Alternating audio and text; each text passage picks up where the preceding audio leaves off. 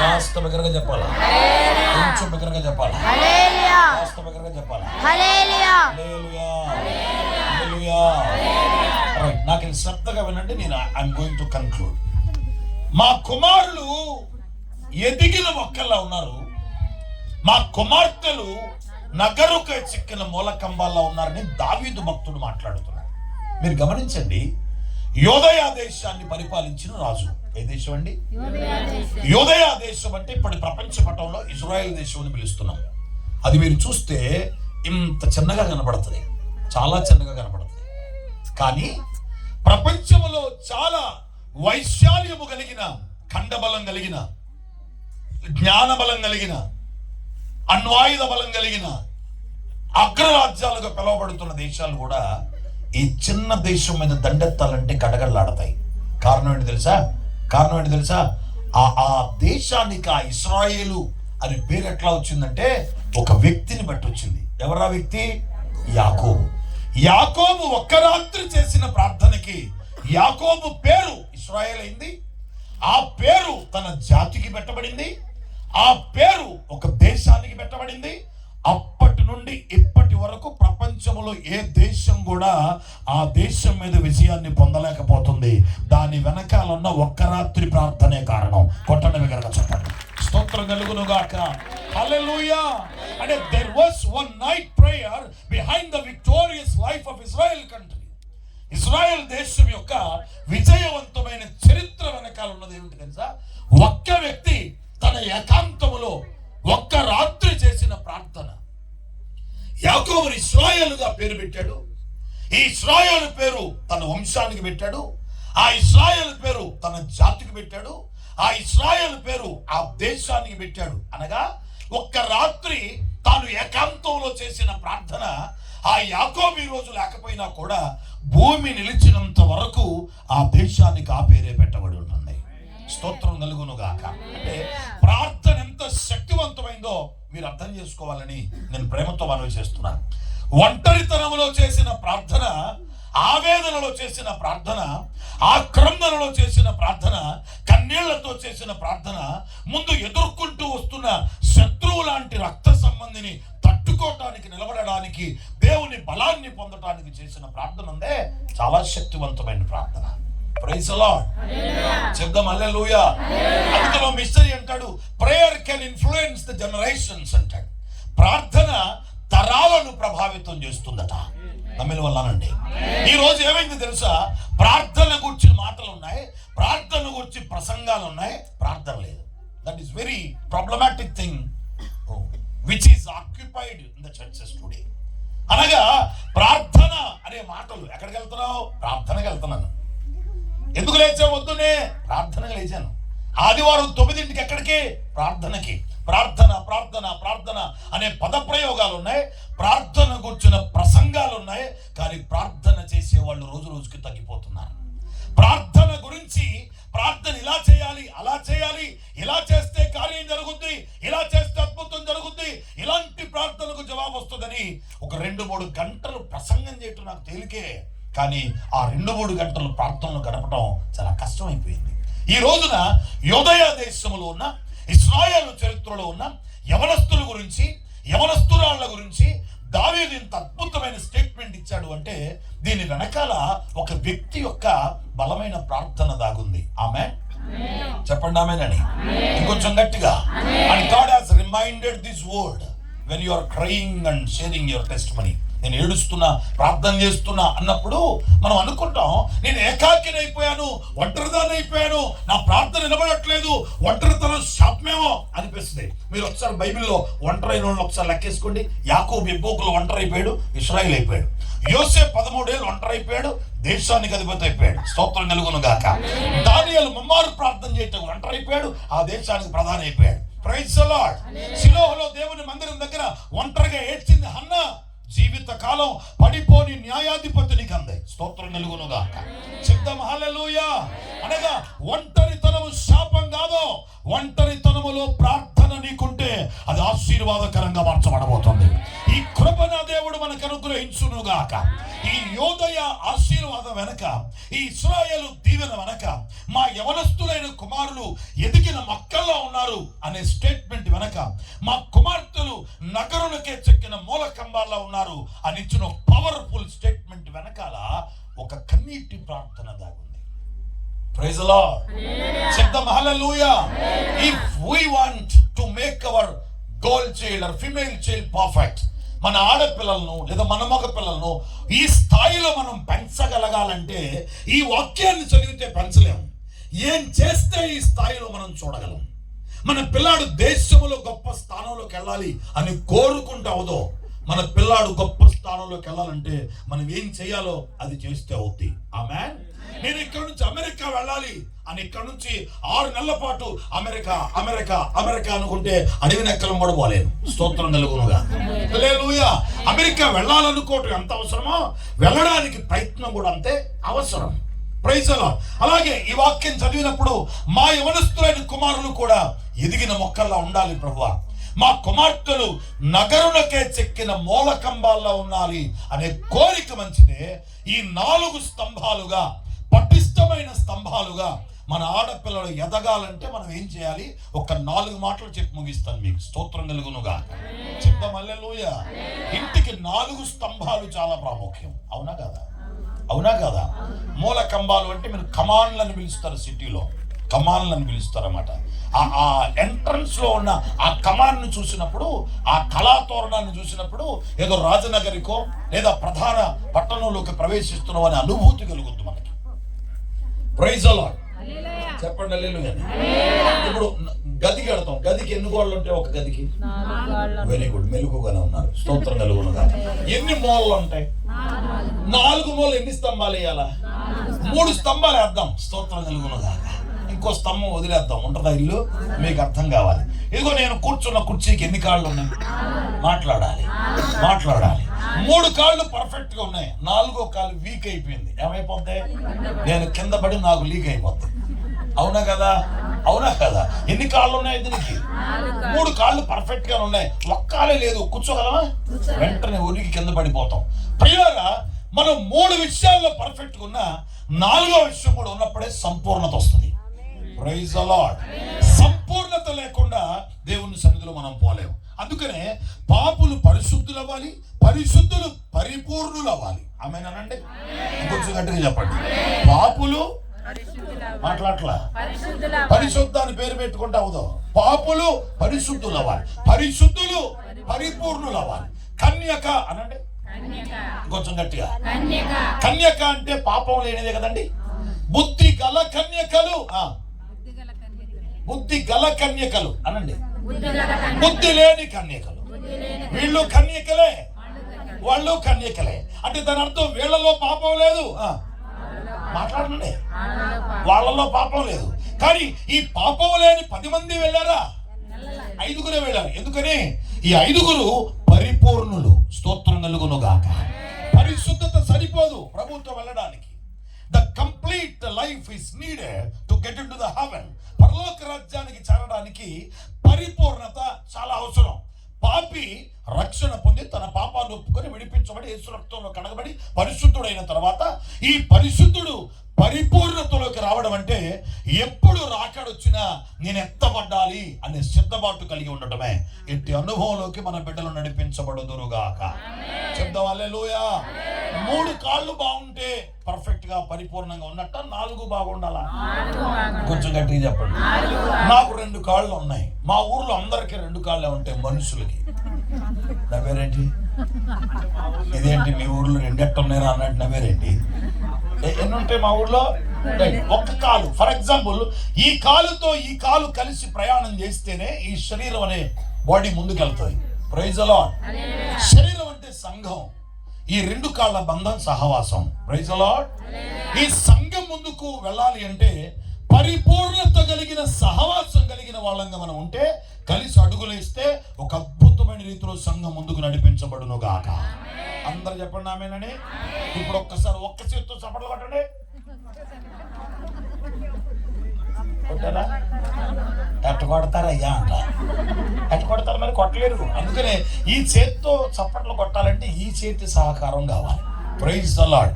ఒక పరిపూర్ణుడు మరొక పరిపూర్ణుడు ఏకమైతే పుట్టే శబ్దమే సువార్త శబ్దమట. కొడదాం దగ్గరగా, రెండు చేతులు దగ్గరగా చప్పట్లు కూడా ఇచ్చేసి కనపడుతాం.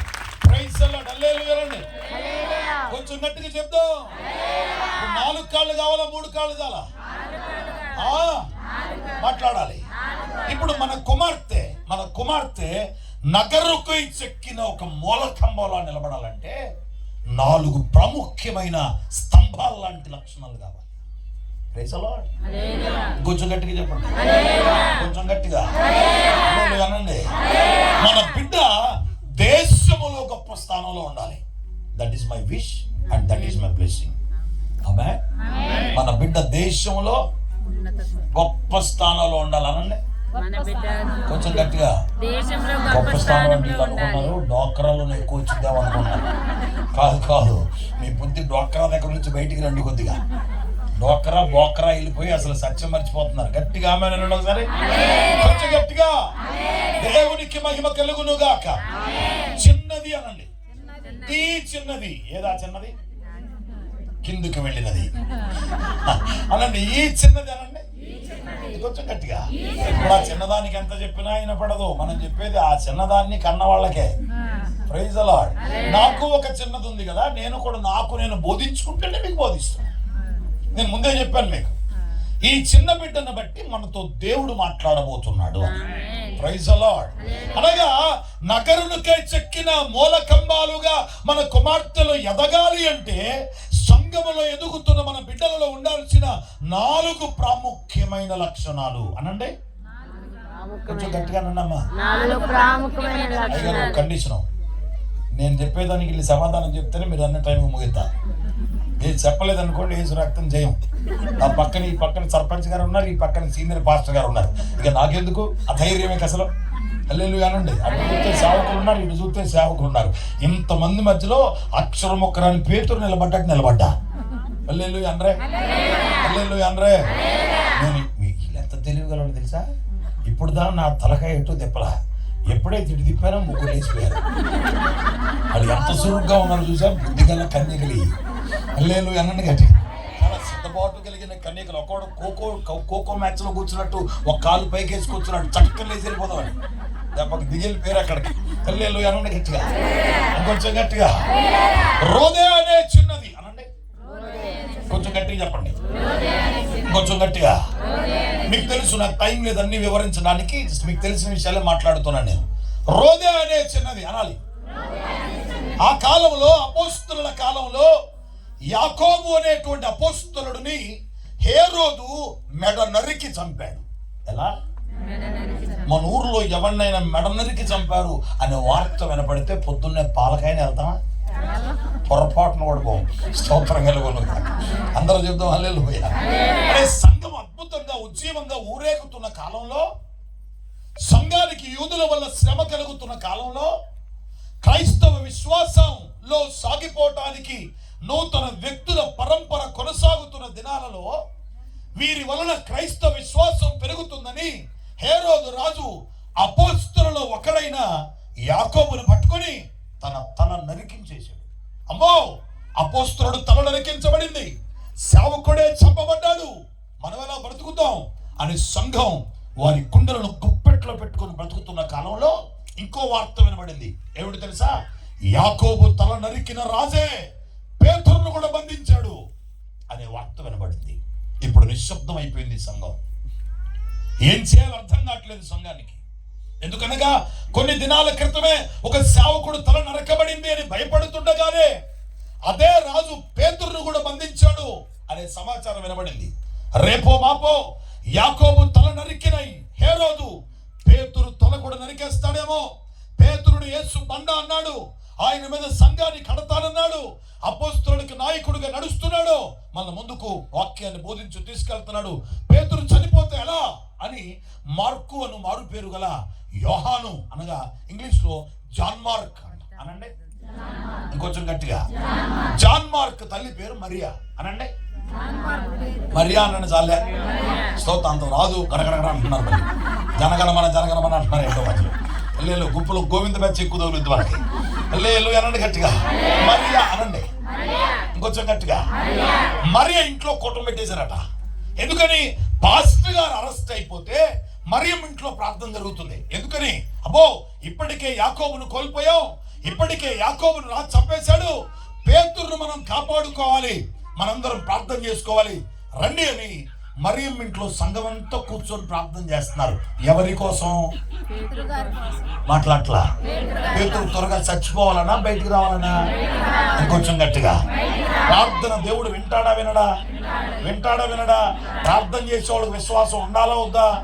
మాట్లాడాలి, మాట్లాడాలి. ఇప్పుడు ఎవరి కోసం ప్రార్థన? చెప్పండి. పేతురు విడిపించబడాలి. ఆ రాత్రి ప్రార్థన ఏమంటే తెలుసా? నజరేయుడైన యేసు నామములో పేతురు విడిపించబడును గాక. కేకలేసి ప్రార్థన చేస్తున్నారు అర్ధరాత్రి దాకా, స్తోత్రం కలుగును గాక. కానీ ఏ రోజు మామూలుడా? యేసుప్రభు గురించి ఎంతో మంది తెలిసినోడే. అందుకే పేతురు ఏం చేశాడు తెలుసా? లోపల చెరసాల్లో పెట్టాడు. మొదటి కావలివారు అనండి, రెండవ కావలివారు, ఇనుప గేటు. ఆయన కాళ్ళకి సంఖ్యలు వేయబడి ఉన్నాయి, శరీరం అంతా సంఖ్యలు వేయబడి ఉన్నాయి, బొండ బిగించబడి ఉంది. ఈయన బయటికి రావాలంటే సంఖ్యలు తెగాలి అనండి. మొదటి కావలి వారిని దాటాలి. కావలి వారు అంటే కాపల వాళ్ళే అనండి. మొదటి కాపల వాళ్ళని దాటాలి, రెండో కాపల వాళ్ళని దాటాలి. ఈ రెండు దాటాక కూడా ఇనుప గేట్ ఉంటుంది, అది దాటాలి. అంత ఈజీ ఏం కాదు, అంత ఈజీ ఏమీ కాదు. ఇప్పుడు అన్నగారు నాడు పెట్టాం గుమ్మం దగ్గర, ఆయన దాటిపోండి కింద. స్తోత్రం కలుగునుగా. హల్లెలూయా. హ్యాండిల్ లాకేసిన బండి ఎత్తు అవతల పడేసాడు, నా కారు పెట్టాం కింద. హల్లెలూయా అనండి గట్టిగా. ఇప్పుడు సంఘం అంతా ప్రార్థన చేస్తున్నారు. ఏ ప్రార్థన? ఉపవాస ప్రార్థన అనండి. ఎవరి కోసం? ప్రార్థన చేసేవాడు ప్రార్థనకి దేవుడు జవాబిస్తాడని నమ్మాలా వద్దా? మా ప్రార్థన చేస్తున్నారు.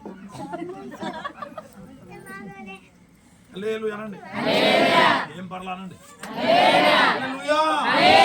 భద్రంతో సంఘం ప్రార్థన చేస్తుంది, చాలా విశ్వాసంతో ప్రార్థన చేస్తుంది. ఓకే రైట్, ప్రార్థన చేస్తుంది. ఇప్పుడు మనం ఏమనుకోవాలి? ఖచ్చితంగా దేవుడు ప్రార్థన వింటాడు, అతను వచ్చేయాలి బయటికి. ఈ లోపు ఏం జరిగింది తెలుసా? అందరు ప్రార్థన చేస్తున్నారేమో, కొంచెం అట్టు వెళ్తాను ఏమనుకోమాక. హల్లెలూయా. కొంచెం గట్టి మీ సంగతి చెప్తాడు. 4 మిలియన్ వేసురాస్తుంది. హల్లెలూయా, హల్లెలూయా అనండి గట్టిగా. ఆగా ప్రార్థన చేస్తున్నారేమో. మనోడు నిద్రపోతున్నాడు లోపల. ఎవరో అరెస్ట్ అయినోడికి జైల్లో నిద్ర పట్టిందా? మన భక్తులకు పట్టుద్ది. స్తోత్రం కలుగును గాక. అందరూ చెప్దాం హల్లెలూయా అనండి ఇంకొంచెం గట్టిగా. నిద్రన్నా పోవాలి, లేకపోతే ఉడికి నిద్ర లేకుండానే చేయాలి. పేతురును బంధిస్తేనో లోపల నిద్రపోతున్నాడు, పౌలుసేలను బంధిస్తేనో జైల్లో ఎవడికి నిద్ర లేకుండా చేశాడు. హల్లెలూయా. వెళ్ళిపోయాడు. బ్రహ్మాండం పడుకుంటే దేవదూత వచ్చి కొట్టిందట. ఎవరిని? దెబ్బకి లేచాడు. లేచి జైల్లో ఉన్నవాడికి ఎవడైనా దగ్గరకు వచ్చి లెగమంటే పరిగెత్తుకుని వెళ్ళిపోతారు కదండి. లేచి లెగటం పరిగెత్తుంటే దేవదూత ఉందంట, చెప్పులు వేసుకోరా అందంట. ఏంటంట? ఏంటి? జైలు నుంచి బయటికి రావటం ఇంపార్టెంటా, చెప్పులు వేసుకోమాట? ఇప్పుడు ఇక్కడ కూర్చున్నాం కదండి, మీరందరూ చెప్పులు పైకి వేసుకొచ్చారా కింద తిప్పారా?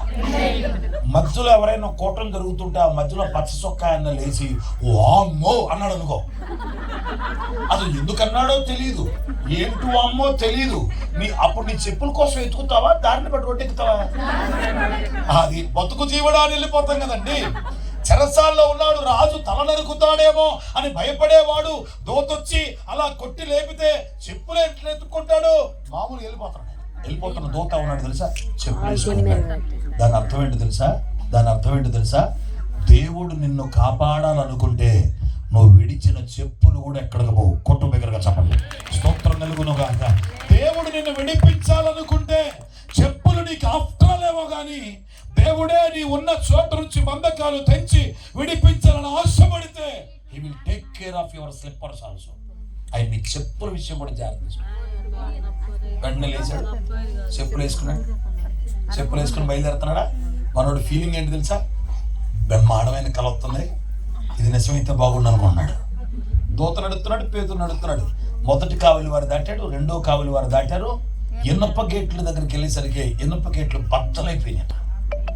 బద్దలైపోయి బయటకు వచ్చి చూస్తే దూత లేడు, సంఖ్యలన్నీ తెగిపోయి ఉన్నాయి. అప్పుడు అర్థం చేసుకున్నాడు, ఓహో దేవుడు దూత నన్ను విడిపించాడన్నమాట అని. చూసారా? బంధకాలు ఉన్నంతసేపు దేవుని దూత ఉన్నాడు పక్కన, బంధకాలు విడిపోయాక దేవుని దూత లేడు. నువ్వు ఎప్పుడు బంధకాల్లో ఉంటావో అప్పుడు నా దేవుని దూతను నీతో నా దేవుడు పంపుతాడు. స్తోత్రం కలుగునుగాక. చెప్తాం హల్లెలూయా, హల్లెలూయా. ఆ బొమ్మకు మొక్కని వేళ ఈ ముగ్గురు భక్తులు ఆ అగ్ని గుండములోకి వెళ్ళక మునిపే 4వ వాడు కాచుకొని ఉన్నాడు అక్కడ. ఆమేన్. బయటకు వచ్చారు, ముగ్గురు వచ్చారు, నలుగురు వచ్చారు. నువ్వు శ్రమలో ఉన్నప్పుడు, శ్రమలోకి వెళ్తున్నప్పుడు నీకంటే ముందెళ్ళి శ్రమలో కూర్చునేవాడు నువ్వు ఆరాధించే దేవుడు. నీ చేయి వదిలేవాడు కాదు ఆయన. Praise the Lord. చెప్దాం హల్లెలూయా అండి. ఇప్పుడు పేతురు నేరుగా ఎక్కడ బయలుదేరాడంటే మరియమ్మ ఇంటికి బయలుదేరాడు. ఎవరింటికి? ఇంకొంచెం గట్టిగా. ఎందుకు పేతురు అర్ధరాత్రి వేళ మరియమ్మ ఇంటికి వెళ్ళాడంటే ఆ ఊరిలో మరియమ్మ ఇల్లు ఒక గుర్తింపు పొందింది. ఏమిటా గుర్తింపు తెలుసా? సంఘానికి ఎప్పుడు సమస్య వచ్చినా వాళ్ళ ఇంట్లో ప్రార్థన జరుగుతుంది. నీకు ఆ గుర్తింపు వచ్చిందా? నీ ఇంట్లో ప్రార్థన జరిగేంత గుర్తింపు వచ్చిందా?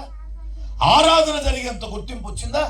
సంఘము శ్రమలో ఉన్నప్పుడు ఖచ్చితంగా ఇంట్లో కన్నీళ్లతో ప్రార్థన చేస్తారు అని నీ గురించి నీ సేవకుడు గుర్తించేంత గుర్తింపు నీ ఇంటికి వచ్చిందా? పేతురు లేచి ఎంతమందిని కట్టాడు, ఎంతమందికి బాప్తిస్మం ఇచ్చాడు, ఎన్ని సంఘాలు కట్టాడు. అలాంటి పేతురు నేరుగా మరియమ్మ ఇంటికి వచ్చాడంటే దాని అర్థం ఆ మరియమ్మ ఇల్లు ఎప్పుడు సంఘం శ్రమలో ఉన్నా, ఎప్పుడు సంఘం సమస్యలో ఉన్నా మొకాళ్ళేసి ప్రార్థించే ఇల్లుగా మరియమ్మ ఇల్లు గుర్తొచ్చింది. మన ఊరిలో మన ఇళ్ళు ఎలా గుర్తింపు పొందుతాయి? అర్ధరాత్రి 11 గంటల వరకు ఒక ఇంట్లో పోట్లాడ జరిగింది. ఎవరో అరుచుకుంటున్నారు. ఎక్కడరా ఇల్లు? ఇంకెవడరా? ఆడే తాగుపోతున్న కేసు. ఆ ఇల్లు అట్ట గుర్తింపు పొందింది. ఉన్నారా? నాకు సంబంధం లేదు. స్తోత్రం కలుగునుగా. ఇల్లు గట్టిగా, కొంచెం గట్టిగా చెప్పండి. పప్పుగాడెవరో పీకులాడుతున్నట్టుంది. ఇంకెవరో ఆ ఊరి చివరి మరియమ్మ. దానికి ఆ గుర్తింపు వచ్చింది. నేను చెప్తున్నాను వినండి. మన ఇల్లు ఏ విధంగా గుర్తింపు పొందుతుంది మన ఊర్లో, మన ఇల్లు ఏ విధంగా గుర్తింపు పొందుతుంది సంఘంలో, మన వ్యక్తిత్వానికి ఏ గుర్తింపు వచ్చింది సేవలో. పేతురు లేచి బయటికి రాగానే విడిపించబడిన పేతురుకు తనిళ్ళు గుర్తురాలా, మరియమ్మలు గుర్తొచ్చింది. ఖచ్చితంగా ఇక్కడ ప్రార్థన జరుగుద్దని బయలుదేరి అక్కడికి వెళ్ళి డోరు కొడుతున్నాడు. స్తోత్రం కలుగునుగాక. డోరు శబ్దం విని ఇంకా ప్రార్థన చేస్తున్నారు లోపల. హల్లెలూయా. మనోళ్ళు చేసే ప్రార్థన అటువంటి తెలుసా? ఎవరు వినకపోతే ఒకలాగా ఉంటుంది, ఎవరన్నా వింటే ఇంకా స్పీడ్గా ఉంటుంది. స్తోత్రం కలుగునుగాక. ఎవరు లేకపోతే ప్రార్థన మామూలుగా ఉంటుంది. ఎవరన్నా వింటున్నారని తెలిస్తే అసలు మామూలు పదాలు కాదు. హల్లెలూయా. సార్వభౌమ సర్వశక్తిమంత మహాకృప కలిగిన వాడా. ఇదిందా ఉందా? హల్లెలూయా అనండి గట్టిగా. అందుకనే మంచం దిగగానే బెడ్ దగ్గర మోకాళ్ళ ప్రార్థనే ప్రార్థన. సంఘంలో మైకు పట్టుకొని చేసేది ప్రార్థనే కాదు. ప్రజల చెవులకు ఇంపుగా ఉండేవి కాదు. ప్రభు గుండెకు హత్తుకునేది ప్రార్థన. ఇలాంటి ప్రార్థన పరులు సంఘాలలో లేచుట మన తరములో మనం చూడగలుగుదుముగా కేస్తున్నాము. అమితామని చెప్పండి. హల్లెలూయా. హల్లెలూయాను. నేను మీకు తెలియజేయడం కంగారు పడబాకు. వెళ్ళిపోయి డోర్ కొడుతున్నాడా? మాట్లాడండి. కొడుతున్నాడా? కుట్టే ఆయన పేరేంటి? లోపల ఏం జరుగుతుంది? ఎవరి కోసం జరుగుతుంది? ఇప్పుడు వచ్చింది ఎవరు? ఎన్నపడిన వాళ్ళు తలుపు తీయాలి వద్దా? కానీ మా స్పీడ్ ప్రార్థన చెప్తున్నారు. ఇక ప్రభువా పేతురుని విడిపించిన ఆయన వినపడకుండా. అర్ధరాత్రి గట్ట భయం వేసిన వాళ్ళకి లేక దుప్పటి 4 పక్కలు దోపినట్టుంది. అలా వీలు కొడతా ఉన్నారు, డోరు కొడతా ఉన్నారు. కొడుతుంటే పాపం ఆ మధ్యలో రోదే అనే చిన్నది ఉంది. అనండి కొంచెం గట్టిగా. రోదే అను చిన్నది అనండి. కొంచెం గట్టిగా అనండి. వీళ్ళందరూ ప్రార్థన చేస్తుంటే రోదే ఆ సౌండ్ విని డోర్ దగ్గరకు వచ్చింది. అమ్మ ఎన్ని చదివితే నాకు 3 అయింది. అందుకోసం నేను ఇలా చెప్తున్నాను. కొంచెం నన్ను ఆపరేట్ చేయమండి. Praise the Lord. కొంచెం నాకు కోఆపరేట్ చేయండి చాలు. హల్లెలూయా. ఇదంతా ఆపరేషన్ లేదు, ఓన్లీ కోఆపరేషన్. స్తోత్రం కలుగునుగా. కొంచెం గట్టిగా అనండి. పర్లేదు. హల్లెలూయా అనండి. డోర్ కొడితే నీ చిన్నపిల్ల, ఇప్పుడు చిన్నపిల్లలు ఉన్నారు చూసారా, ఎంత ప్రాంతం చేస్తుంటే మరి వీళ్ళు వాళ్ళ దారిన లేచి వెళ్ళిపోతున్నారు. ఈ పిల్లలు వెళ్ళిపోయి అక్కడికి వెళ్ళి చక్కగా అక్కడ వింటుంటే వాయిస్ కరెక్ట్గా పేతురుదే. ఇప్పుడు పేతురు గొంతు గుర్తుపట్టి డోర్ తీయాలా, తీయకుండా పరిగెత్తుకు రావాలా? చెప్పండి. కానీ పిల్ల ఏం చేసింది తెలుసా? పేతురు గొంతు గుర్తుపట్టి తలుపు తీయకుండా వీళ్ళ దగ్గరికి వెళ్ళిందంట. ఎందుకని? నీ మాట అనకుండా నీ పిల్ల ఏమన్నా చేస్తే అది బతుకుద్దా? స్తోత్రం కలుగుతుందా? హల్లెలూయా. వారం వారం వడ్డీలు కప్పులు తీసుకొని సస్తివి. తీసుకున్నాడు, వచ్చే వారం ఇంటి ముందుకు వచ్చేసరికి పిల్లతో ఏమంటావు? అమ్మ లేదని చెప్పు, అమ్మ లేదని చెప్పు అంటే ఆ పిల్ల పాప ఇంకా పాపం తెరిచావాలి దానికి. అది ఆడి దగ్గరకు వచ్చి అంకుల్ అమ్మ లేదని చెప్పమంది. దెబ్బకి బండారం బట్టబయలైపోతుంది. లేదు. అందుకనే మీలో ఎవడైనా గొప్పవాడై ఉండాలంటే చిన్నపిల్లలు పోలి ఉండమన్నాడు. ఈ పిల్ల వచ్చి గొంతు గుర్తుపట్టి లోపలికి వెళ్ళిపోయి Mariyamma aunty, Martha aunty, Esther aunty, Elizabeth aunty, రాత్రంతా మనం ఏ పేతురు కొరకు ప్రార్థన చేస్తున్నామో మన ప్రార్థన దేవుడు వినేశాడు, పేతురు వచ్చేసాడు, నేను విన్నాను, డోర్ కొడుతుంది పేతురే అని అంటే ఈ సంఘ పెద్దలు ఒక ఆవిడ కళ్ళు తెరిచి అంటే పిచ్చిదానిలా మాట్లాడబోతుంది. ఏంటంటే ఏంటంట? ప్రార్థన పెట్టింది ఎందుకు?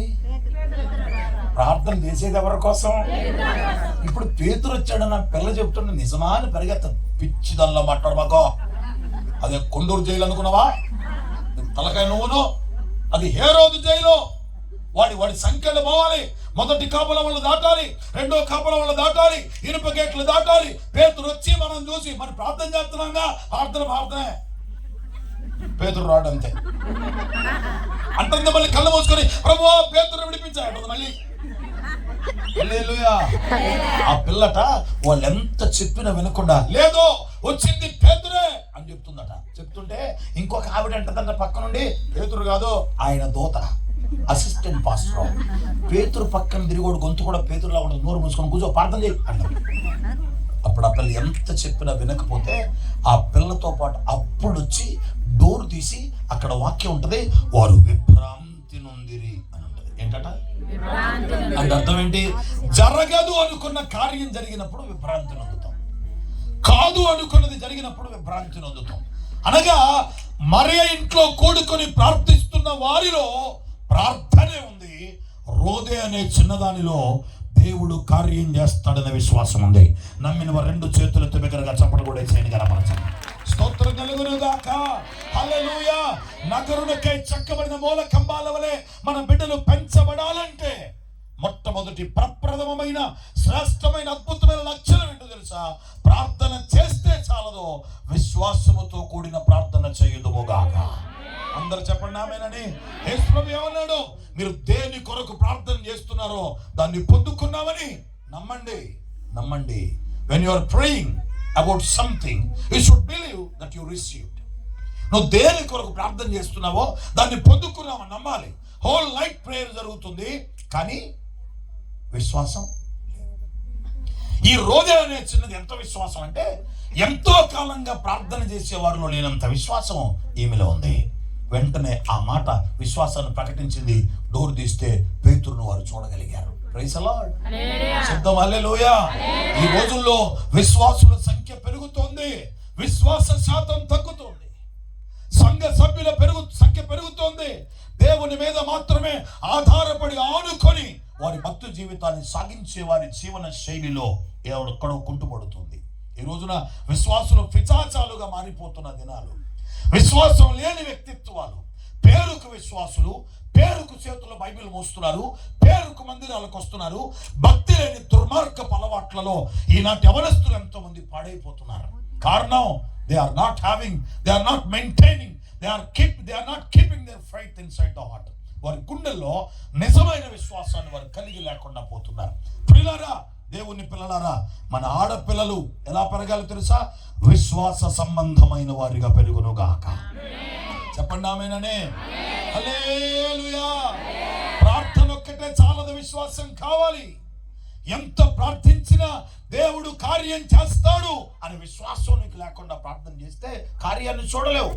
ఏమండి, ఎర్ర సముద్రం ఎదురుగా నిలబడినప్పుడు 30 లక్షల మంది ఒక పక్క ప్రార్థన చేశాడు, ఒక్కడే ఒక పక్క ప్రార్థన చేశాడు. ఎర్ర సముద్రం ఎదురైతే ఇశ్రాయేల్ ప్రార్థన చేయలేదా? వాళ్ళు మొరపెట్టి అని ఉంటుంది అక్కడ. Not less than 30 lakhs of people, they were crying and praying God. 30 లక్షల మందికి తగ్గకుండా జనం ఒకే చోట కూర్చొని ఎలుగెత్తి కేకలేసి ప్రార్థన చేస్తూ ఉన్నారు. వారు ప్రార్థన ముగించగానే ఎదురుగా ఎర్ర సముద్రం ఉంది, వెనకాల ఫరో సైన్యం వస్తుంది. మరి ఇంతమంది చేసిన ప్రార్థనకి కార్యం ఎందుకు జరగలా అని అంటే అర్థం ఏంటి తెలుసా?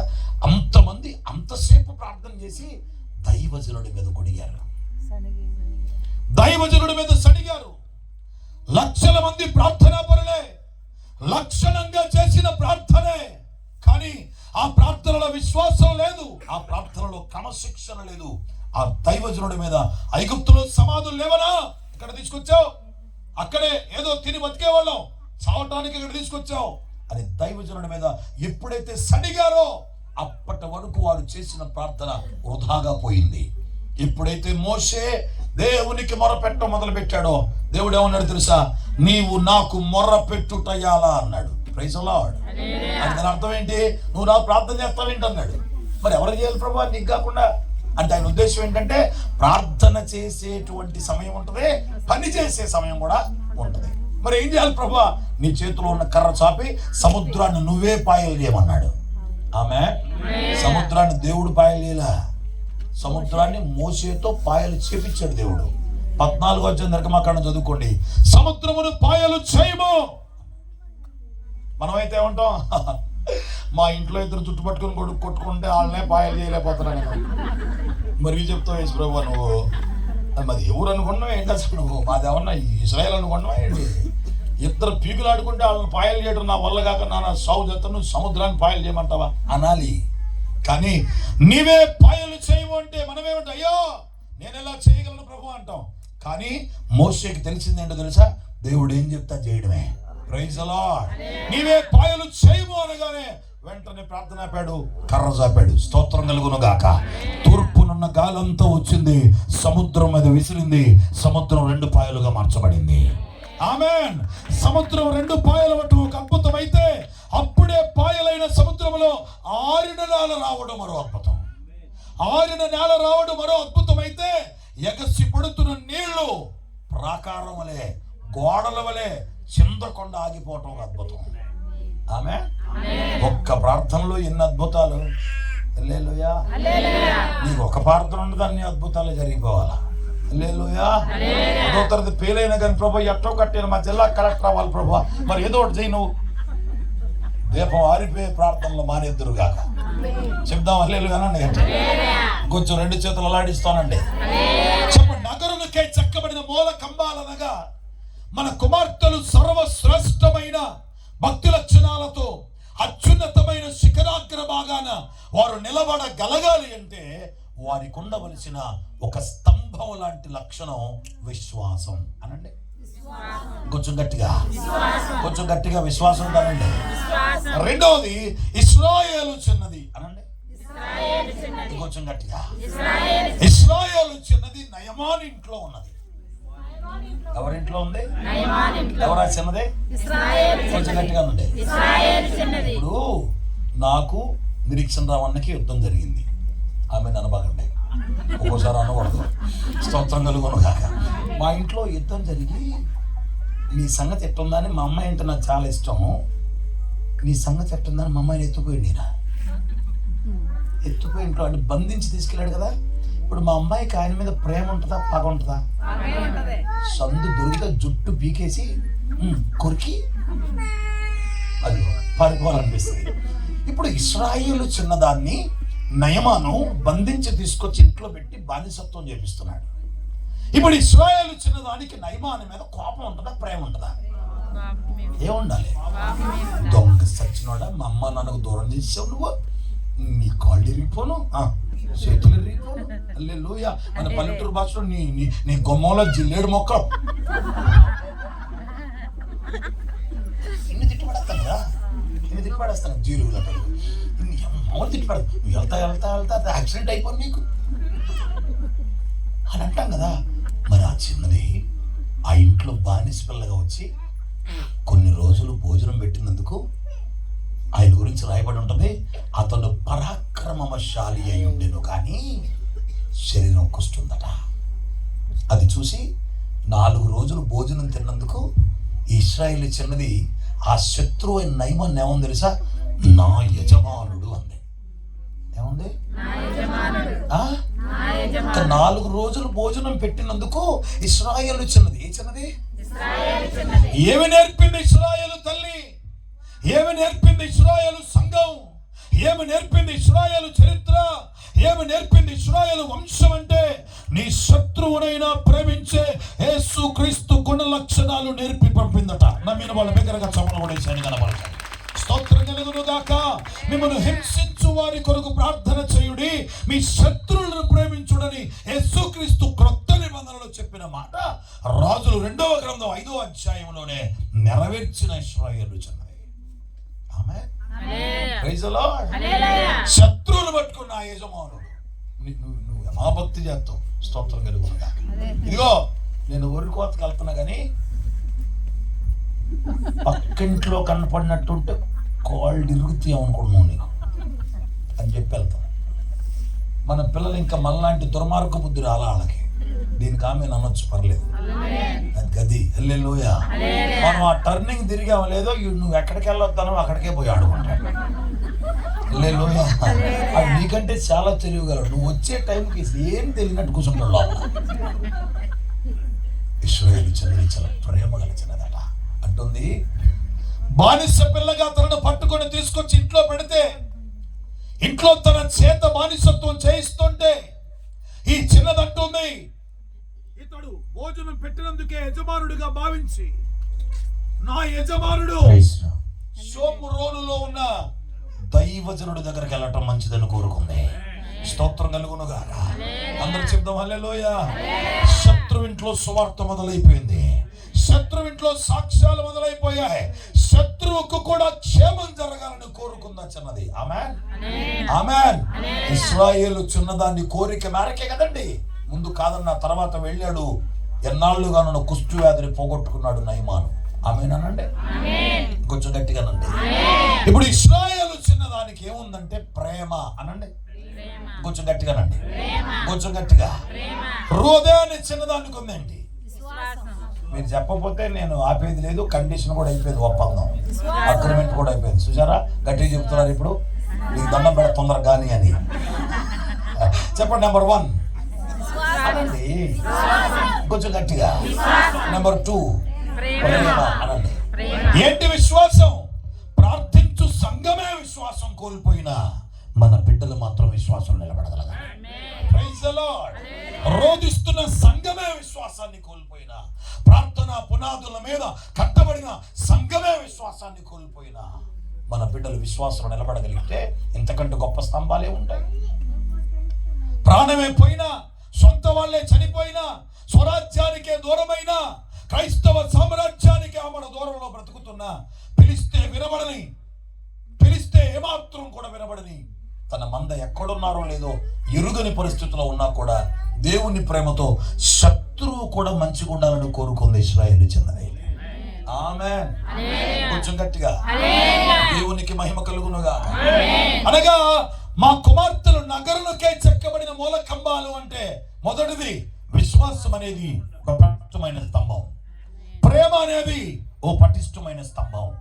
మూడవది ఆదికాండ గ్రంథంలో రిబ్కా అని ఒక ఆవిడ ఉంది. ఈ చిన్నది చక్కనిది అని ఉంది బైబిల్లో. ఏంటట? చెప్పండి చెప్పండి. మన పిల్లల్ని మనం తప్ప ఇంకెవడు అండు చక్కనోళ్ళని. స్తోత్రం కలుగునుగా. నన్ను మా అమ్మ తప్ప ఎవరు అనలా, తప్పక మా ఆవిడ అందంతా ఒకసారి. స్తోత్రం కలుగునుగా. అనండి.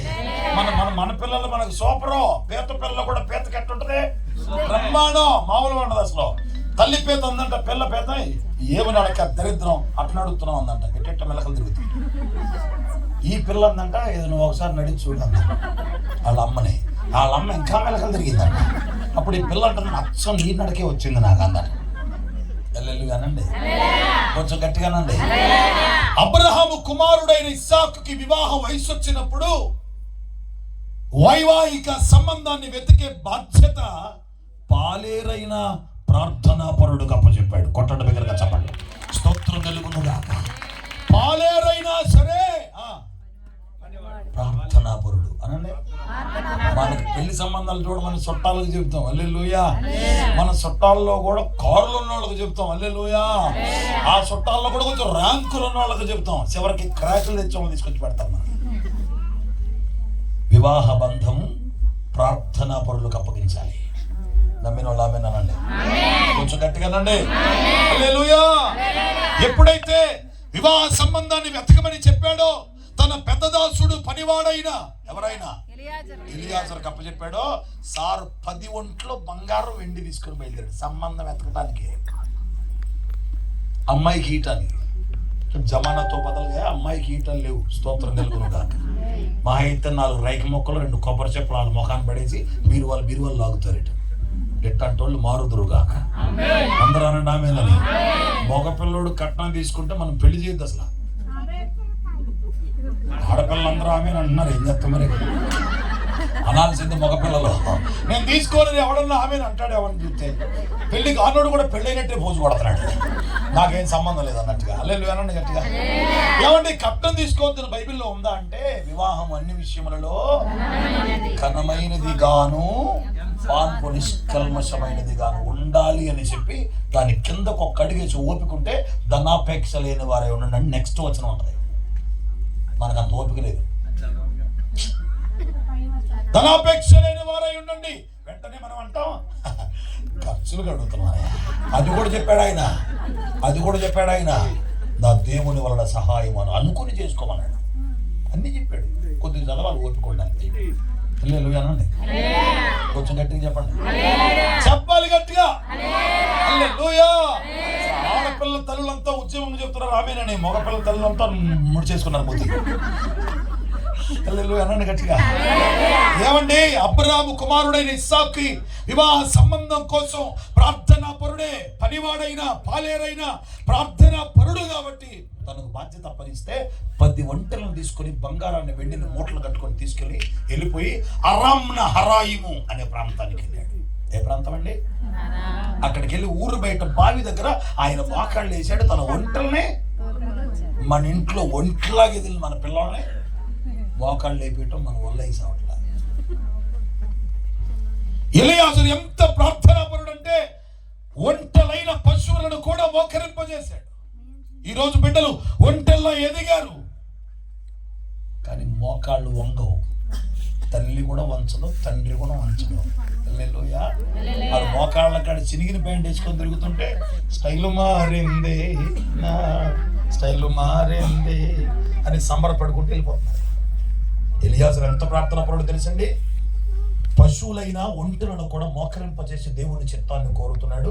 ఆ పిల్ల వచ్చింది అక్కడికి. ఆ పిల్ల పేరు రిబ్కా. ఆమె గురించి చెప్పబడిన మాట, ఈ చిన్నది అమ్మా మంచినీళ్ళు పోస్తావా అని అడిగాడు. అంకుల్ మీకేంటి అంకుల్, మీ ఒంటెలకు కూడా పోస్తానండి. ఏంటంట ఇప్పుడు సిచ్చెత్తే నీళ్ళు రావాడా, కడవ పట్టుకొని మెట్ల గుండా బావిలోకి దిగాలి, ముంచుకోవాలి, పైకి రావాలి. 10 ఒంటెలు రెడీగా ఉన్నాయి అక్కడ. ఒక్క కడవ గుమ్మరిస్తే ఆ 10 ఒంటెలు అయిపోతాయి. ఒక్కసారి ఒంట నీళ్లు తాగితే 6 నెలలకు సరిపడా తాగుద్దండి. దాన్ని అందుకే ఎడారి వాడ అంటారు ఒంటెలు. ఇప్పుడు ఎన్ని బిందెలు ఎన్ని కడవలు తెచ్చిందండి. మీ ఇంట్లో లోపల ఉన్న మీ పిల్లతో 3 సార్లు 3 లోటాలు నీళ్ళు తెప్పి తర్వాత మాట్లాడుకున్నాం. ఎక్కడో ఉన్నామని అమ్మా చిన్నమ్మాయి చిన్న పండు అది లోపల ఉన్నట్లే ఏంటి ఎట్రా ఎందుకో రీజన్ చెప్పాలి. రీజన్ చెప్పకుండా మన బిడ్డను బయటికి పిలవలేం. పని చెప్పకుండా కారణం చెప్పకుండా రే బండెక్కు అనగానే ఎక్కడికి అంటాడు. అరే రా ఏంటి అంటాడు. అది అక్కడే ఉండి ఏంటంటాడు తప్ప దగ్గరకు నాన్న పిలిచాడని పరిగెత్తుకున్నాడు. కానీ చిన్నది ముక్కు ముఖం లేనివాడు, ముక్కు ముఖం తెలియనివాడు, కొత్తడు దిగింది, పై తీసుకొచ్చింది, పోసి ఎంత పిలవగలిచిందండి. వస్తుందమ్మా ఎవరు నువ్వు అని. నేను బెతుయేలు కుమార్తెని సార్, మీ ఇంటికి మేము రావచ్చా? ఓ చాలా కథలు ఉన్నాయి అంకుల్ మా ఇంట్లో, you can come no problem అని పరిగెత్తుకుని వెళ్ళాడు. పరిగెత్తుకుని ఈ ఈ పశువుల మందరం ఈ 10 ఒంటెలను తీసుకుని ఆ గుమ్మం దగ్గరికి వెళ్ళగానే ఈ పిల్ల ఇంట్లోకి వెళ్ళింది. బెతుయేలుకు చెప్పింది, వాళ్ళ అన్నయ్యకి చెప్పింది, వాళ్ళ అమ్మకి చెప్పింది, మమ్మీ ఎక్కడి నుంచి ఒక అంకుల్ వచ్చాడు, బావి దగ్గర కలిశాడు, ఒంటెలను మోకాళ్ళు లేపించి ప్రార్థన చేపిస్తున్నాడు, నీళ్లు అడిగాడు, మన భక్తి కలిగినాడు అనిపించింది నాకు, నేను అందుకే నీళ్లు తోడిపోసాను అన్నింటికి, అందుకే లేట్ అయిపోయిందని చెప్పింది. ఈ తల్లిదండ్రులు సాక్ష్యం ఉన్నారు కదా. ఎలియాజరు గుమ్మం దగ్గర రాగానే వాళ్ళ అన్న మాట ఏంటి తెలుసా? యెహోవా వలన ఆశీర్వదింపబడిన వాడా. ఏమండి, ఆశీర్వదించబడిన వాడు అబ్రహాము కదండి. యెహోవా వలన ఆశీర్వదించబడిన వాడు అబ్రహాము. అబ్రహాముల గురించి కదా సాక్ష్యం చెప్పాడు. అబ్రహాము చరిత్ర కదా చెప్పాడు ఎలియాజరు. ఎలియాజరు గురించి ఏమీ చెప్పుకోలేదు, అబ్రహాము గురించే చెప్పాడు. కానీ వీళ్ళ కళ్ళకి ఈ పనివాడే ఇంత ఆశీర్వదించబడిన వాడైతే ఇతన్ని ప్రార్థనా పరుడుగా చేసిన ఆ యజమానుడు ఎంత ఆశీర్వదించబడిన వాడు. 2 చేతుల దగ్గరగా చప్పట్లు కూడా వేసేది కనపరచండి. యెహోవా వలన ఆశీర్వాదం అనగా నీవు నీ పూర్ణ హృదయంతో పూర్ణాత్మతో యెహోవాను సేవించగలిగిన కుటుంబం అయితే నీ పనివారు కూడా యెహోవా వలన ఆశీర్వదించబడిన వారు అవుతారు. నీ ఇంటిలో ఉన్న ప్రతి వ్యక్తి దేవుని వలన ఆశీర్వదించబడిన వారు. అంత అయిపోయి మొత్తం చెప్పిన తర్వాత తల్లి అంటది, ఇది తండ్రి ఇది యెహోవా వలన కలిగిన కార్యం అవునని గాని తర్వాత మళ్ళీ ఏమని తెలుసా, అయినను అమ్మాయిని ఒక మాట అడిగి చెప్తాను. అంటే they had given space to the women child in the family. నేను అన్ని చూసేసి ఏం బాగా చేసుకో పెళ్ళి అల్లా అమ్మా, నువ్వు తీసుకొచ్చిన అంకుల్ ప్రార్థన పరుడు అనిపిస్తుంది, అతడు చెప్పిన మాటలు కూడా ప్రార్థనాయుక్తమైన అనిపిస్తుంది, ఇది దేవుని చిత్తం అనిపిస్తుంది, నువ్వేమంటావు అని అడిగారు లోపలికి.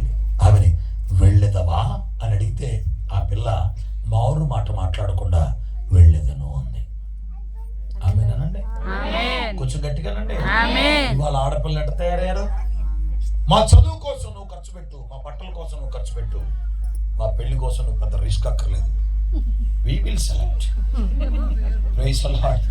మేము సెలెక్ట్ చేసుకోండి, నువ్వు పెళ్ళి ఒక్కటి చేసాలంతే, నోరు మూసుకోండి, నీకు తెలియదు అసలు. కానీ ఆ ముఖం తెలియదు, ఎవరో తెలియదు, ఎందుకు వచ్చాడో తెలియదు, ఏ ఊరోడో తెలియదు, ఏ దేశం వాడో తెలియదు, ఎట్లా ఉంటాడో తెలియదు. దారిన తాను మంచి నీళ్లు పోసినందుకు ఇంటికొచ్చి తాను చెప్పిన సంగతులను బట్టి ఇది యెహోవా వలన కలిగిన కార్యం అని అంటే తల్లిదండ్రులు yes it is God's will, shall you go అని అడిగారు అంతే. we believe this is the Lord's will, shall you go with him, నువ్వు వెళ్తావా అని అడిగితే మళ్ళీ ఆలోచించకుండా మీ ఇష్టమేనండి నా ఇష్టం కూడా అడగొద్దా అన్నా వెళ్తానంది. అంటే అర్థం ఏంటి తెలుసా? దేవుని చిత్తానికి తలొగ్గేంత విధేయత అండి. రామేనంటారా? కొంచెం గట్టిగా. అనగా మా కుమార్తెలు నగరునకే చెక్కబడిన మూల కంబాల వలె ఉన్నారు. అనగా ప్రార్థించే సంఘమే, రోదన చేసే సంఘమే, విజ్ఞాపన చేసే సంఘమే, దేవుని సన్నిధిలో గడిపే సంఘమే వారి ప్రార్థన స్వరాలు మోగపోతే విశ్వాసాన్ని కాపాడుకునేటువంటి అనుభవాల్లో మన బిడ్డలు పెరుగునుగాక. శత్రువు ఇంట్లో గడపాల్సి వచ్చినా కూడా శత్రువు మేలు కోరే ప్రేమ మన బిడ్డల్లో ఉండునుగాక. చెప్పండి. శత్రుత్వాన్ని ప్రోత్సహించదు. క్రైస్తవత్వం పగని రేపదు. క్రైస్తవత్వం శత్రుత్వాన్ని పొరిగొల్పదు. తనకు కష్టం కలిగించిన వాడు కూడా బాగుండాలని కోరుకున్న ఇశ్రాయేలు చిన్నదాని ప్రేమ మన బిడ్డల్లో కలుగునుగాక. మూడవది రిబ్కా అనే చిన్నదాని విధేయత అనండి. గట్టిగా. నెంబర్ 1 విశ్వాసం అనాలి. నెంబర్ 2 ప్రేమ. నెంబర్ 3 విధేయత. నెంబర్ 4 న్యాయాధిపతుల గ్రంథం 11వ అధ్యాయంలో ఒక ఆయన ఉంటాడు. తీయొద్దు, నా వైపు చూడండి. ఆయన పేరు యెఫ్తా అనండి. చెప్తా, నేను చెప్తా, మీరు యెఫ్తా అనండి. కొంచెం గట్టిగా. ఏంటి ఆయన పేరు? చెప్పాలి. యెఫ్తా ఎలా ఉన్నాడు అంటే బహు కన్నీటి పర్యంతమైన గాథ కలిగిన వాడు, స్వజనుల చేత తిరస్కరించబడిన వాడు, రక్త సంబంధికుల చేత తృణీకరించబడిన వాడు. తోడబుట్టిన అన్నలే మా నాన్న ఆస్తులు నీకు భాగం లేదురా, వెళ్ళిపో అని ఊళ్ళో నుంచి గెంటేస్తే టోబు అనే దేశానికి వెళ్ళి అల్లరి జనం మధ్యలో బతుకుతున్నాడు. ఆయన ఒక్కగానొక్క కుమార్తె, ఇక కొడుకులు కూతురు లేరండి. నేను మళ్ళీ చెప్తున్నాను, పరిశుద్ధుల మధ్య మన బిడ్డలను పరిశుద్ధంగా బ్రతికించుకోవటం కష్టమవుతున్న ఈ దినాలలో యోగ్యుల మధ్య ఒక యవనస్తురాలని యోగ్యంగా నిలబెట్టుకోవటం కష్టమైపోతున్న ఈ రోజుల్లో అసలు భక్తే లేని ప్రజల మధ్య ఒక్క కూతురుతో నివాసం చేస్తున్నాడు. ఏమాత్రం కూడా పాపం అంటలేదు, ప్రార్థన చేస్తున్నాడు. కొన్నాళ్ళకి తిరస్కరించిన బంధుగణమే వచ్చి గుమ్మం దగ్గర నిలబడింది. నువ్వు మా వాడిని కాదు అని నెట్టేసిన బంధువర్గమే వచ్చి గుమ్మం దగ్గర నిలబడి బయటకు వస్తే ఏంటని అడిగితే, అయ్యా మీకు మాకు తగాదలు ఎంతకాలం ఉంటాయి, అన్నదమ్ములు కాకుండా పోతామా? అమ్మోనీయులకి మనకి యుద్ధం వచ్చింది, నీవే మాకు నాయకుడుగా ఉండాలి, నీవే మాకు అధిపతిగా ఉండాలి. ఒకనాడు తృణీకరించిన వాడు, ఒకనాడు త్రోసివేసిన వాడు, నీవే నాయకుడు కావాలని కోరుకుని వచ్చారంటే ఎంత ఆశీర్వాదం. ఆ నాయకుడు వచ్చి ఇతను అంటాడు, ప్రార్థన చేసి బయలుదేరి అమ్మోనీయుల రాజుకి ఒక సమాచారం పంపాడు. దేవుని పిల్లలైన వారితో పెట్టుకున్న వారు ఎవరు గెలవలేదు, జాగ్రత్త, దయచేసి యుద్ధం వద్దు అని చెప్తే వినలా. యుద్ధానికి బయలుదేరాడు. నా వైపు చూడండి, I'm going to control my sermon. చూడండి నా వైపు. యుద్ధానికి బయలుదేరి వెళ్తూ ప్రార్థన చేశాడు, ప్రభువా అమ్మోనీయులను నా చేతికి అప్పగిస్తున్నావు, ఇశ్రాయేలీయులను మా ప్రజలను గెలిపిస్తున్నావు. నేను గెలిచి తిరిగి ఇంటికి వచ్చేటప్పుడు మొట్టమొదట నా ఇంట్లో నుంచి ఏది నాకు ఎదురుగా వస్తుందో దాన్ని నీకు బలిస్తాను.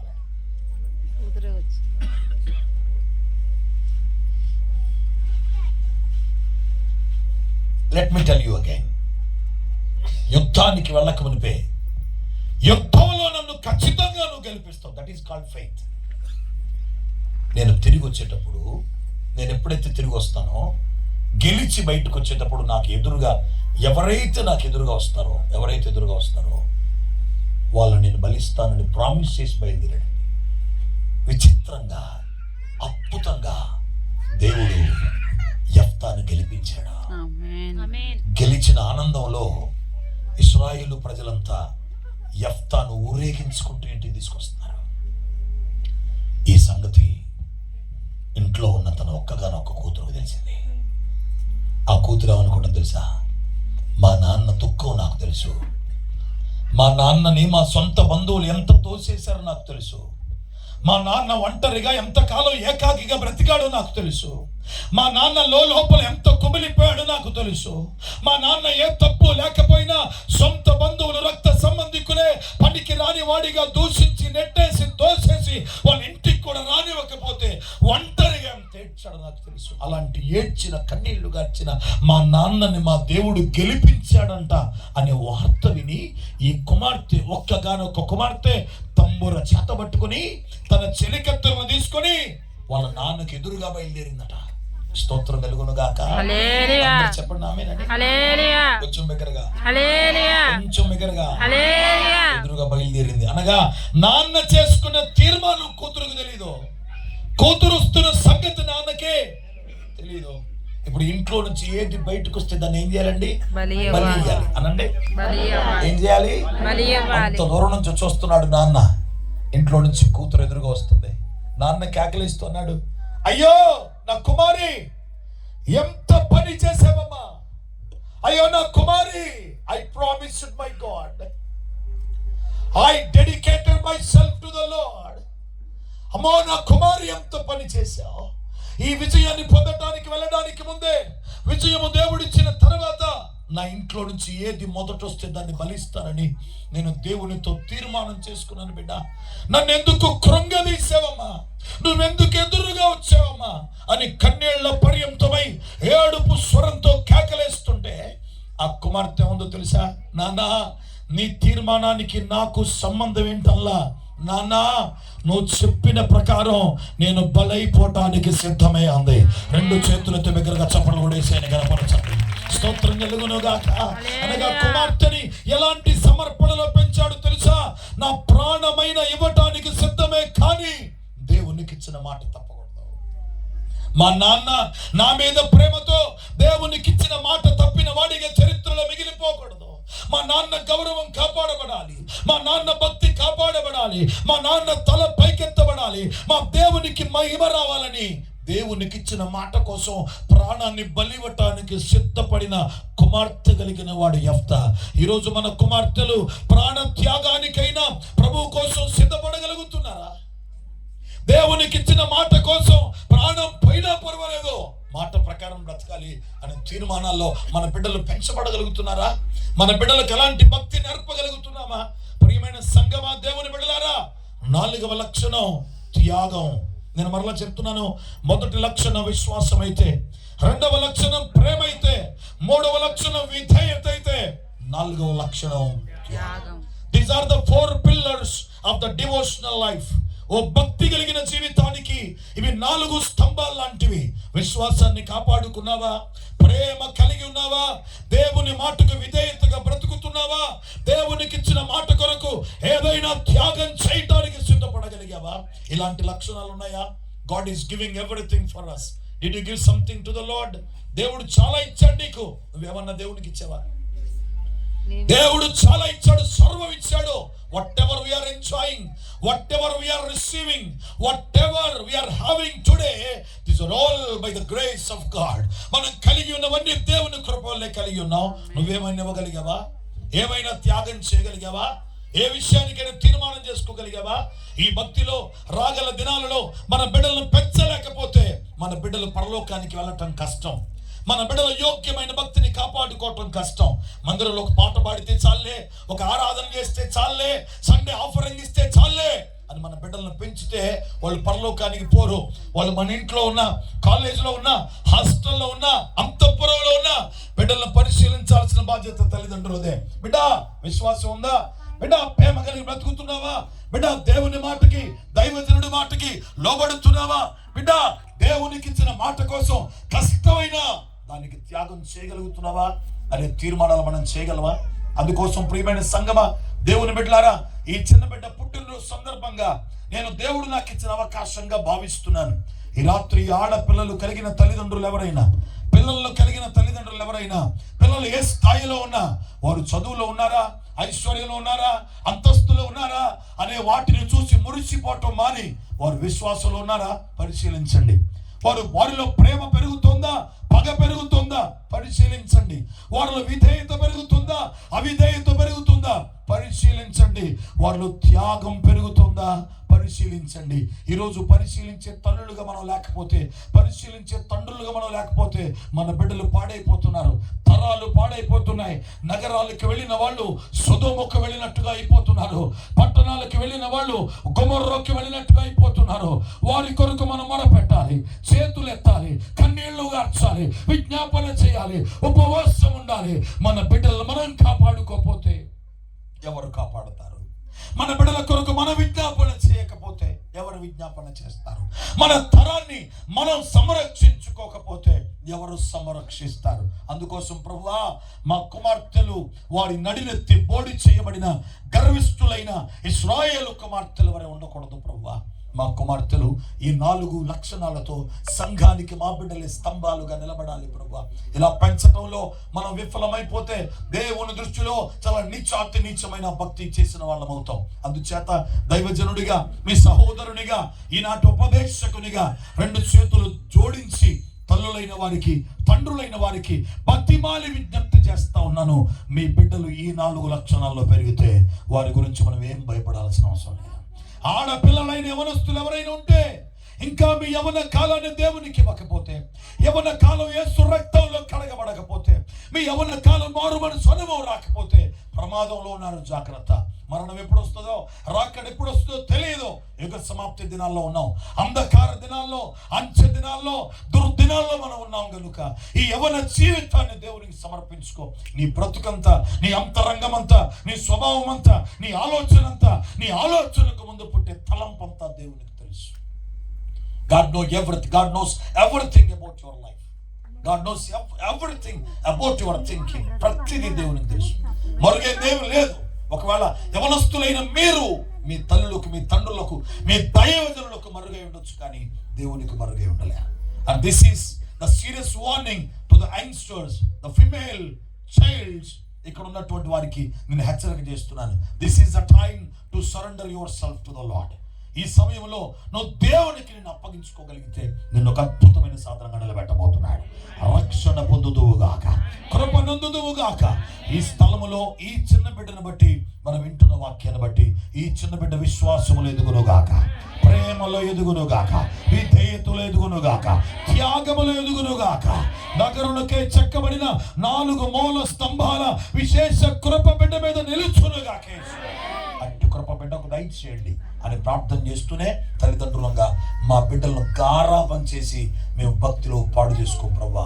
మా బిడ్డని ఈ 4 విషయాల్లో నలగొట్టి పెంచుతాం ప్రభు అని ఒక మంచి తీర్మానం చేసుకోగలిగితే, ఈ రాత్రి మీరు ఇక్కడ కూడుకోవటం, నేనుండటం, ఈ దైవజనులు ఈ కుటుంబం ఈ కూడికి ఏర్పాటు చేయడం మీ అందరికి ఆశీర్వాదకరం అవుతుంది. లేకపోతే నిరుపయోగమానంగా మారిపోతుంది. కాబట్టి ఒక్క నిమిషం మోకాళ్ళ మీదకి వచ్చి మొదట ఈ చిన్న బిడ్డ కొరకు చేతులు ఎత్తి, ప్రభువా ఈ బిడ్డను బట్టి ఈరోజు మాకు వాక్యం అందించావు నాయన, ఈ 4 స్తంభాలు